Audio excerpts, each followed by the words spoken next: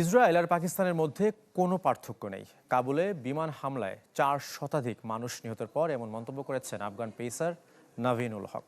পবিত্র রমজানে নৃশংস ঘটনায় ক্ষোভ প্রকাশ করেছেন রশিদ খান, মোহাম্মদ নবীরা। ঢালাইয়ের সেরা প্রিমিয়ার সিমেন্ট।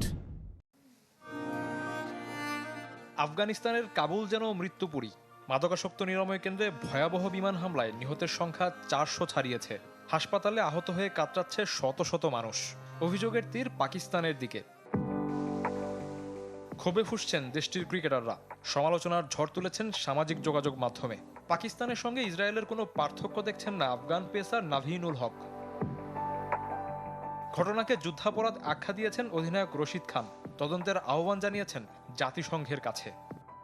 ভুলবশত হোক কিংবা ইচ্ছা করে হোক, ঘরবাড়ি, হাসপাতাল, শিক্ষা প্রতিষ্ঠানকে কেন্দ্র করে হামলা চালানোটা যুদ্ধাপরাধ। পবিত্র রমজান মাসে মানুষের প্রতি এমন নৃশংসতা অসুস্থ মানসিকতার পরিচয়। আমি জাতিসংঘকে বিষয়টি তদন্তের আহ্বান জানাচ্ছি। সাবেক অধিনায়ক মোহাম্মদ নবীও প্রতিবাদে সামিল হয়েছেন। নিহতের স্বজনদের আর্তনাদে মন কাঁদছে আফগান অলরাউন্ডারের। কাবুলের একটি হাসপাতালে আশার আলো নিভে গেল। সুস্থতা এবং নতুন জীবনের আশায় যারা এখানে এসেছিলেন, রমজানের 28তম রাতে পাকিস্তানের সামরিক বাহিনী তাদের হত্যা করেছে।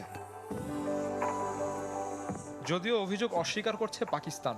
দেশটির সরকারের দাবি, হাসপাতাল নয়, কাবুল ও নানগারহার প্রদেশের অস্ত্রাগারে হামলা চালিয়েছে পাকিস্তান সেনাবাহিনী।